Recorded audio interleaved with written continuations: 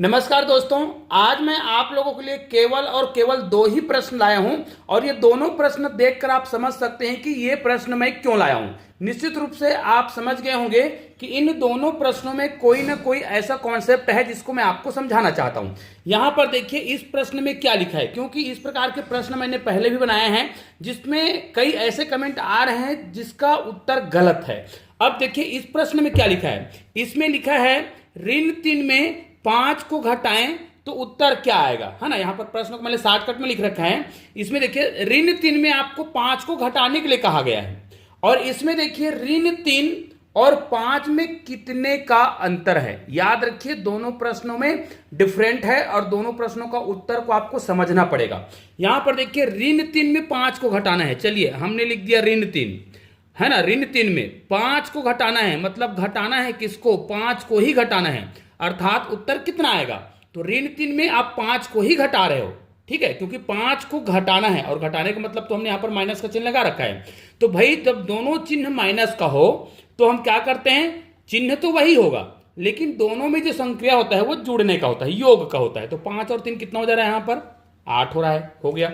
इसमें देखिए ऋण 3 और 5 में कितने का अंतर है, मतलब दोनों में कितने का गैप है, ये पूछा जा रहा है। तो भाई यहां पर ऋण 3 और 5 में कितने का गैप है, कितने का अंतर है, दोनों का डिफरेंट पूछ रहा है, कितने का अंतर है। मान लीजिए ये जो दो पेन दिखाई दे रहा है तो इन दोनों के बीच में कितनी की दूरी है कहा जाए, है ना, वही तो अंतर होगा ना। तो यहां पर घटाने के लिए नहीं कहा जा रहा है। प्रश्न को ध्यान से सुनिए, ऋण 3 और 5 में कितने का अंतर है। यहां पर मैंने लिखा था कितने का अंतर है, आपको अंतर बताना था कितने का अंतर है।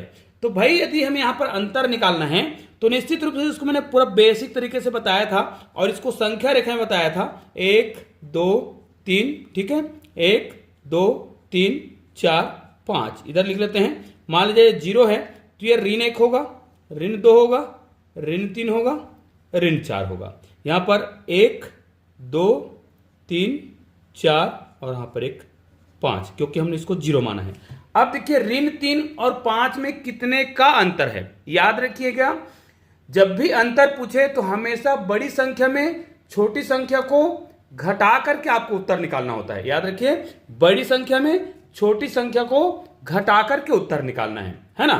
लेकिन इसमें तो स्पेशली ऋण 3 में ही 5 को घटाने के लिए कहा गया था तो हमने घटाया था, ऋण 8 आया था। यहां पर उत्तर कैसे आएगा, तो देखिए संख्या रेखा में यदि हम लिखें तो यहां पर देखिए ये ऋण 3 का मान यहां पर है, ये देखिए ऋण 3 का मान जो है यहां पर है और 5 का मान यहां पर है। अब इन दोनों में कितने का अंतर है, इसी को तो आपको गिनना है ना। तो यहां पर देखिए यहां से हम गिनना प्रारंभ करेंगे, यहां से यहां तक 1 हो गया, 2 हो गया, 3 हो गया, 4 हो गया, 5 हो गया, 6 हो गया, 7 हो गया, 8 हो गया। तो यहां पर आप देख सकते हैं हमारा उत्तर कितना आ रहा है, इसमें उत्तर कितना आ रहा है, 8 आ रहा है।